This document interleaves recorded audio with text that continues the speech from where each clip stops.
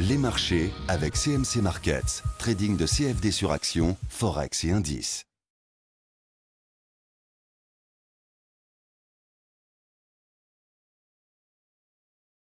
Bonsoir, voici l'analyse technique du CAC 40 pour le 13 février. Alors avant d'attaquer le calendrier économique, avant d'attaquer l'analyse du CAC 40, je vous présente l'euro sec. Donc qu'est-ce que c'est? C'est la parité euro contre la parité suédoise. On a adopté le quantitative easing. Regardez, en une journée, ce que cela fait. Donc un quantitative easing, c'est imprévisible, vous cassez les boulingers, c'est hors analyse. Donc soyez très prudents lorsqu'un quantitative easing est présenté. Voilà, donc maintenant je sors de cet euro sec. Je vous parle donc des statistiques de demain. 8 heures le PIB allemand, 11 heures le PIB du T4 pour la zone euro, 16 heures le Michigan Sentiment et 19h30 Fischer, donc membre de la FONC, s'exprimera.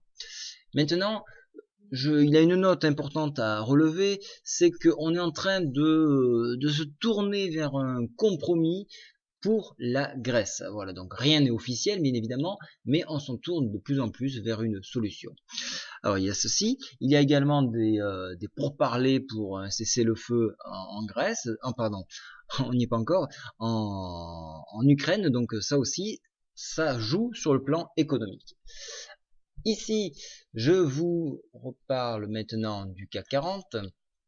Alors ce CAC 40, vous voyez qu'on s'est appuyé sur la MM7 et au vu des bonnes nouvelles, vous avez vu, on a eu la cassure de cette zone-là. Je vous avais dit attention, ce cassure ici, on pourrait partir vers le haut. Effectivement, on se dirige vers cette zone ici, la zone de l'arc Fibonacci à 200%, donc 200% de cette hauteur ici.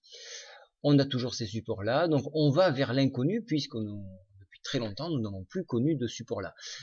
Ce week-end, je vous ferai une analyse très spéciale hebdomadaire de façon à avoir de nouveaux repères et pouvoir se projeter dans le temps. On a toujours ce glissement latéral, mais vous voyez que une fois qu'on a eu cette consolidation sur plusieurs jours, nous avons perforé par le haut. On voit donc cet oblique-là. Je vais supprimer ce triangle puisqu'il n'a plus d'intérêt. Je le supprime ici. Voilà. Et donc on a une meilleure souplesse, une meilleure visibilité sur ce graphique-là. Donc maintenant, le seul barrage ici, c'est la zone donc, des 200% de retracement à 4765. Pour une réintégration, il faudrait attendre donc ici les 4721 pour revoir une touche sur la MM7 qui se trouve à 4687. Globalement, vous le voyez bien, on est toujours sur un mouvement haussier.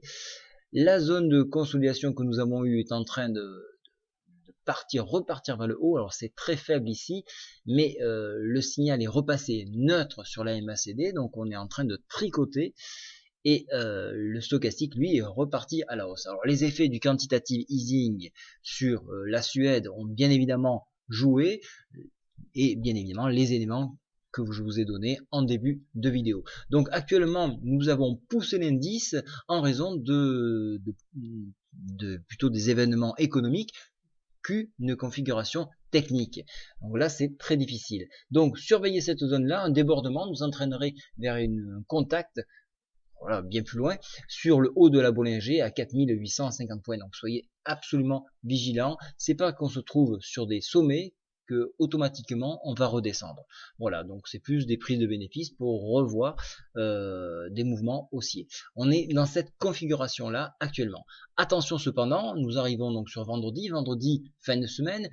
Généralement le vendredi les gens coupent leur position et vu qu'on est plutôt orienté à la hausse, il risquerait d'avoir un petit peu des prises de bénéfices. Voilà pourquoi prévoir un retour donc sur ce contact de cette oblique à 4721. Voilà, je vous souhaite à tous une très bonne soirée. Au revoir.